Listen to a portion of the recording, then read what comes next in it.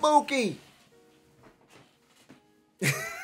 And we back with another reaction video. Mookie, bro, we got Daily Dose. We back with another Daily Dose football video. How a African showboater humiliates every defender in the Premier League. I can believe that. You feel me? Now, this is the first time I'm hearing an African showboater did this. We used to Brazilians killing like this. No, bro. You don't remember the video we reacted to. I remember that. But in the Premier League, you haven't seen it done in the Premier League, though. It's coming. Yeah, no, I'm saying, though, I African, though. Yo, the freestyle, man, the way they was freestyling on that video, bro, it was no doubt in my mind that this was gonna come to professional football. No, that's a fact. If y'all new to the channel, don't forget to like, comment, subscribe. Yes, sir. Mookie, Yeah. Let's get straight into it, bro. The Mirror out in England, Europe, has come out and described it as disgustingly outrageous showboat in football history. Disgusting. Disgusting. I'm quite shocked that they actually call that disgusting.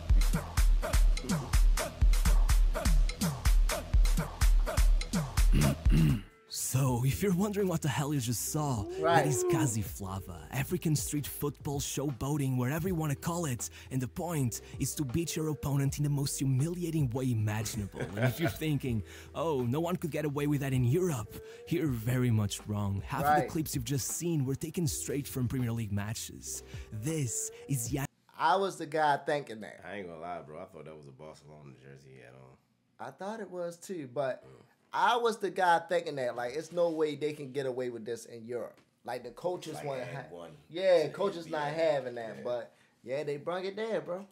Yannick Bolasie, the man who brought African showboating to England. The Defenders just didn't know what to do with him. Half the time they were left dumbfounded trying to figure out what the hell you just done. The fans couldn't believe their eyes either. They just kept chanting, "Are you sure he went Brazilian?" Before tragedy struck, he was so... We be on point, yo. What you mean, bro? You ain't hear what we just said? I heard. What'd he say?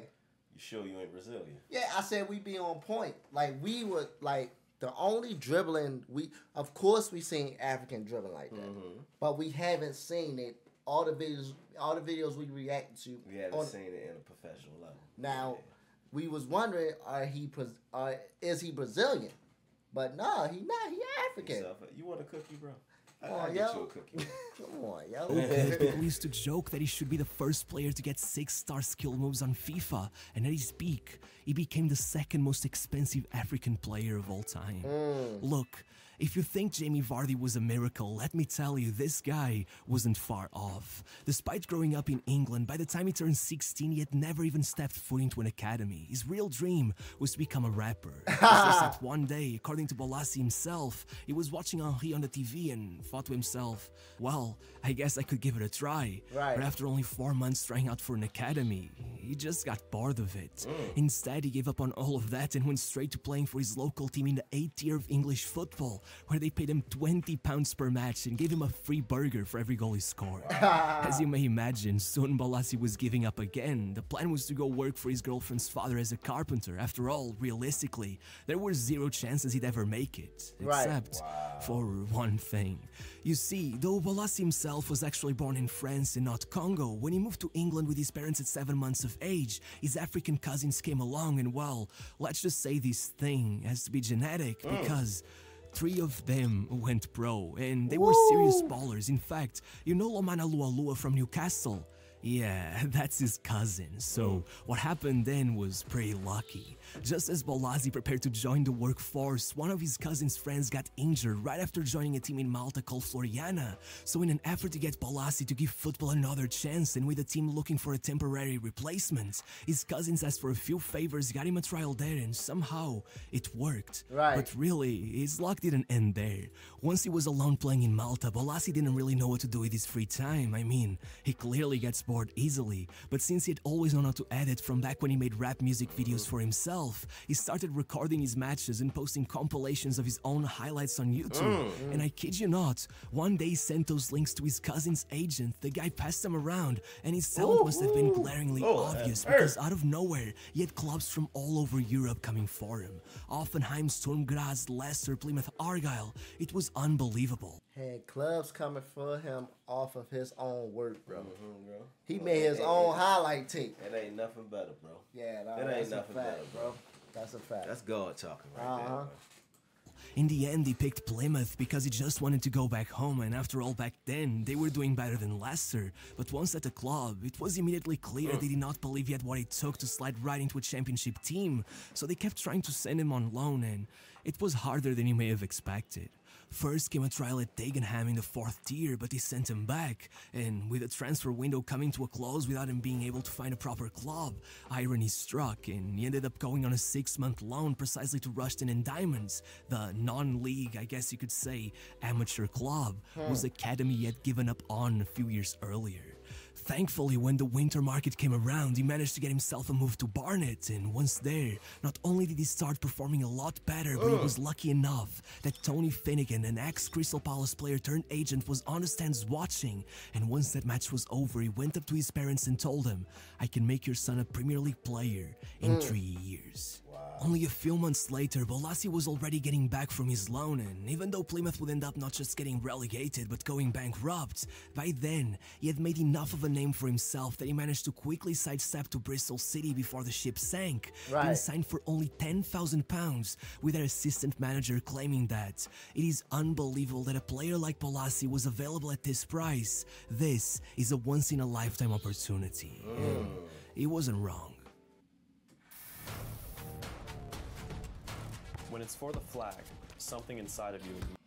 8 months later, with his team about to succumb in their relegation showdown against Coventry, it was Bolasie who came on late and scored a goal that damn near saved the club. And so, once the season was over, not only was he voted the club's Young Player of the Year, but he achieved all of that while legendary scout and at the time Crystal Palace manager Dougie Freedman watched him closely. And the result was simple. Only a year after arriving at Bristol for about the value of a used Honda Civic, he was being valued at £500,000, and now all he had to do was get Palace back to the Premier League. When he arrived at the club, they were sitting bottom of the table with 3 defeats in the first 3 league matches. The fans were already preparing for a crisis. Everyone could see how much they depended on Wilfried Zaha, so every manager would put 3 defenders on him and he was done. But well, one of the first things Friedman asked Bolasie was whether he thought he could be as good as Zaha, and he replied, "I'll be better." By October, not only were Palace far from the bottom of the table, but with Bolasie and Zaha scrambling the brains of every defender who came in their way, they were already in the top 4 on their way to the promotion playoffs. As Bolasie himself said, "On my first season, nobody knew about me. Every defender concentrated on Zaha, so I was always free to do something special." For the rest of the year, he gave the club everything he had. It seemed nothing could stop him. Not when Dougie Freedman controversially left in the middle of the season. Not when the Congolese national team called him up.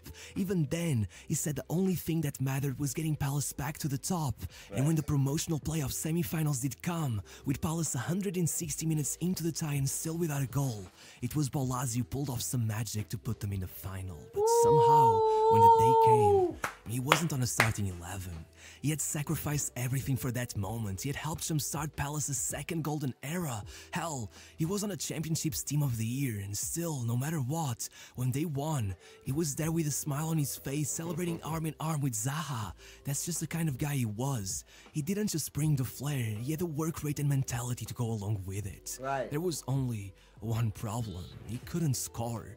As Palace's assistant manager said, every game he'd go past 3 or 4 players at pace, using the most wonderful skills, but when it was time to shoot, he would overhit it and the ball would fly 6 feet above the bar.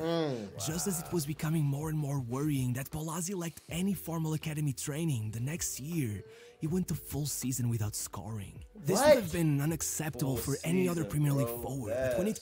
crazy. For him to get... Man, you can't drop a bucket, bro. It's like, no. For him to get past so many defenders, bro, and he can't score... It's all for nothing. Yeah. It's like a person in the NBA having all the street ball moves in the world. can't shoot. And you can't shoot. You putting up more bricks than a brick mason. Like, bro, it's what is that? Crazy. Let us know, where did he lack at? Like, why he didn't practice? Was he not strong enough? Was he not skilled enough when he shoots? Like, he didn't have that vision? Or he, like how you said, highlights, I seen him shoot, bro, and he got denied. But was it like he just loved, out there, the freestyle, they love dribbling. Yeah, they love dribbling. And it takes a certain type of skill to score on these defenders. All that dribbling in the world if you can't put the ball through the net, bro. Nah, facts. It came to Bolasie, it didn't matter. That year, even with Zaha leaving to United just as the club took the step up to the top flight, Bolasie completely took over the team's creative side and led them to one of their greatest ever seasons. Not just managing to survive relegation for the first time in the Premier League era, but almost clutching a top 10 finish. With every match, it became more and more clear that no defender in the world could stop him, with manager Tony Pulis at one point claiming that Bolasie smashed Kyle Walker so bad, he forced Redknapp to sub him off and change his tactics. But still, no match that season could compare to the one that became known as Cristamboul.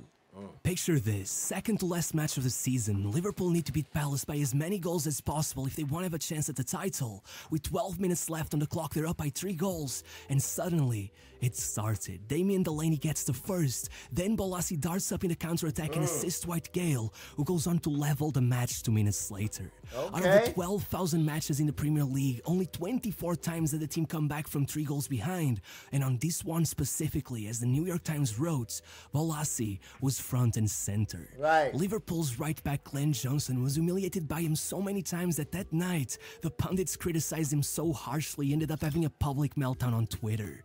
That's the effect Bolasie had on defenders. It was a different breed. They didn't even know how to react. As Alan Pardew would go on to say, other clubs would have tried to change Bolasie, but we recognized he was a maverick and trusted him. That's why he improved so much in just a few years. His uniqueness is what makes him special. And soon, that will be evident to everyone else. The next year, even with Zaha back from United, it seemed the only time Palace played well was when Bolasie was on his day. 10 matches in, they'd only won 2, and even one of those was thanks to a Bolasie winner. But the next match, as Palace once again trailed behind against Liverpool, Bolasie popped off. Not just allowing Dwight Gale to score as his 30-yard shot rebounded off the post, but then flicking a sombrero over Lovren and assisting the second as Palace took a 3-1 win against one of the biggest teams in the country to escape the relegation zone. And just as the more casual Premier League fans began questioning whether he had done it on purpose or if he had just gotten lucky, just a month later against Tottenham with Soldado and Eriksen pinning him against the corner, in one motion he pulled off a roulette and flicked the ball over them, sending every fan into a frenzy, replaying the clip over and over again, trying to figure out how to do it, only for one of his teammates to tell the press that he's done crazier things in training. Every day, it's like watching street football. But as much as everyone wanted more, then Bolasie was called up for his first ever African Cup of Nations, and this time, he wasn't gonna say no. Right on the first match, he scored the equalizer to clutch the draw, but once they found themselves 62 minutes deep into the quarterfinals, losing 2-0 precisely to their rivals, well, the other Congo, turning that game around meant everything to the fans, and so, Bolasie showed up yet again, assisting their first goal and jump-starting the comeback that eventually allowed the Democratic Republic of Congo to take the bronze medal, their best finish since they had won the competition 47 years earlier. And guess what? Once the team of the tournament came out, aside from their goalkeeper, Bolasie was the only Congolese player to make the list. And if it seemed things couldn't get much better, then on his first game back in the Premier League, he came in late against Newcastle to assist the equalizer, then pulled off 2 incredible assists versus QPR, but nothing compared to what he did against Sunderland. After a goalless first half, midway through the match, Alan Pardew decided to try out playing Bolasie in a more central role, and 3 minutes in, he was already assisting Glenn Murray. 2 minutes after that, he had scored his first with a true striker's finish. In the very next attack, he lobbed the keeper to score another. And only 11 minutes after the first goal, he completed his hat-trick by dribbling the keeper. He's scoring now, he's getting hat-tricks and all that. I told him I'd shoot. keeper and then a defender before smacking it into the open net.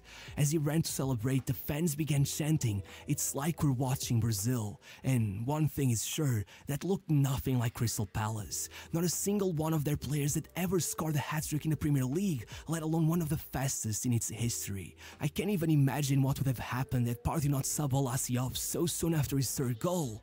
But regardless, after ruining Gerrard's last ever match at Anfield, beating Liverpool 3-1 yet again, this time getting another assist and hitting the post, and at one point even sweeping the ground with his hand before going past Dejan Lovren, I'm guessing they thought to themselves, well, if we can't beat them, we might as well join them. Right. And with a 25-year-old leading the league in successful take-ons alongside Hazard, Sanchez, Coutinho and Sterling, they joined Tottenham in the chase for his signing, putting down £20 million, only for Partey to tell the press that he'd only sell him for 40 to 60 million, knowing damn well that at the time, that would have made him the most expensive player in the league's history. In other words, he wanted to keep him around, and for good reason.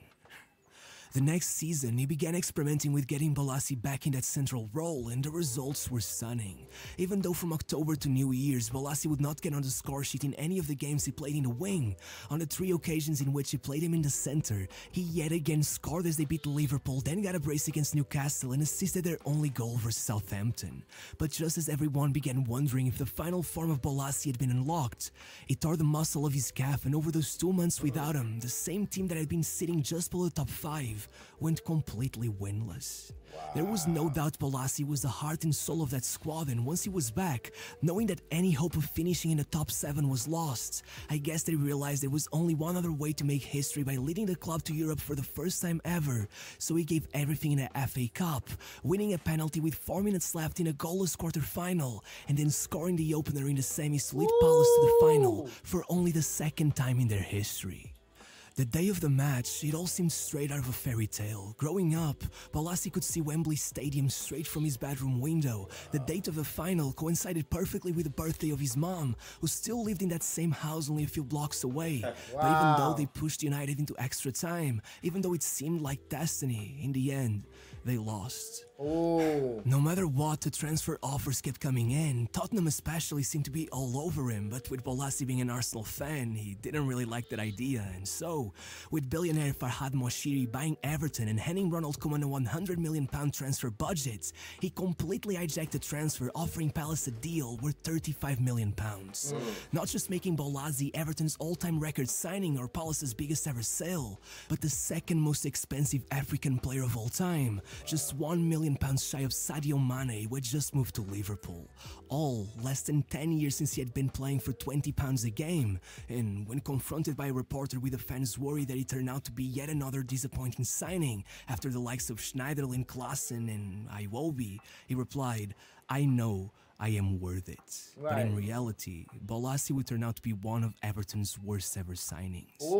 To start off, everything seemed incredible. Bolasie and Lukaku were completely in tune with each other. They even spoke the same Congolese dialect, so defenders couldn't even understand what they said to each other. Bolasie himself even went on an uncharacteristic run of 5 goal contributions in just 7 starts. But then they played United, and in a duel with Anthony Martial, Bolasie didn't just rupture his ACL, he ruptured his meniscus as well, and that's what you call a career ender.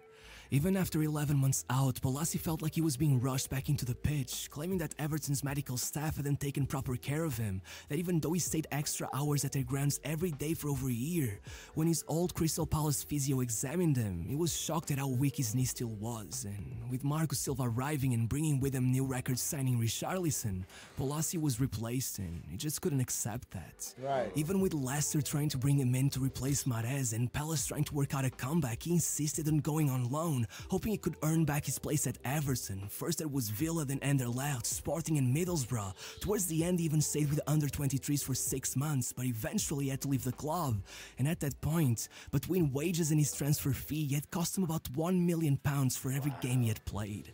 It seemed completely hopeless, but now, 3 years later, after a stint in Turkey's 2nd tier and 2 months at Swansea, Bolasie signed for Criciúma in Brazil. The man with all the flicks and tricks left for the land of beautiful football, and only a few weeks ago, he led the club to an historic 4-0 win over Vasco da Gama. He scored, he assisted twice, he attempted a bicycle kick, and did whatever this was. Suddenly, once more, the fans were chanting, "Are you sure you ain't Brazilian?"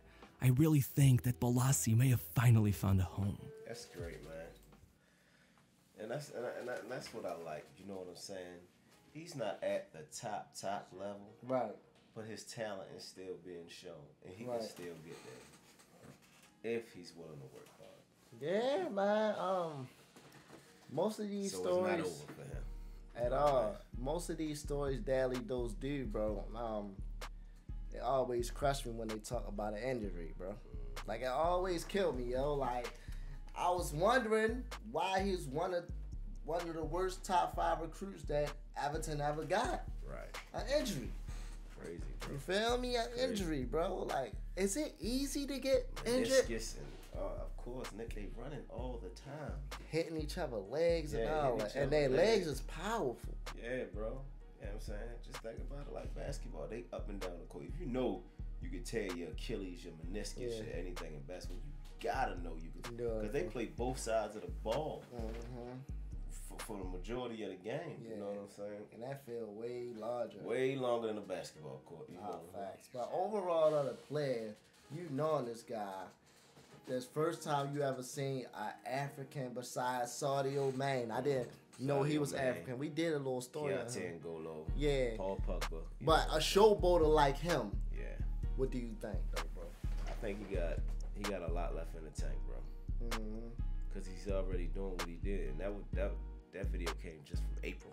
Right. You know what I'm saying? That was 8 weeks ago. Yeah. So he doing what he doing. You know what I'm saying? I think he got a lot left in the tank, and I truly think we'll see him in the Premier League again. All right, that man. Look, if y'all new to the channel, don't forget to like, comment, subscribe. Shout out to Daily Dose for this amazing little documentary, bro. You gave us so much information on football and players, bro. Facts. So we just want to take the time to appreciate you. If y'all new to the channel, don't forget to like, comment, subscribe. I'm Nick DUNSON. And I'm Movie Dunson. And we out, baby. One.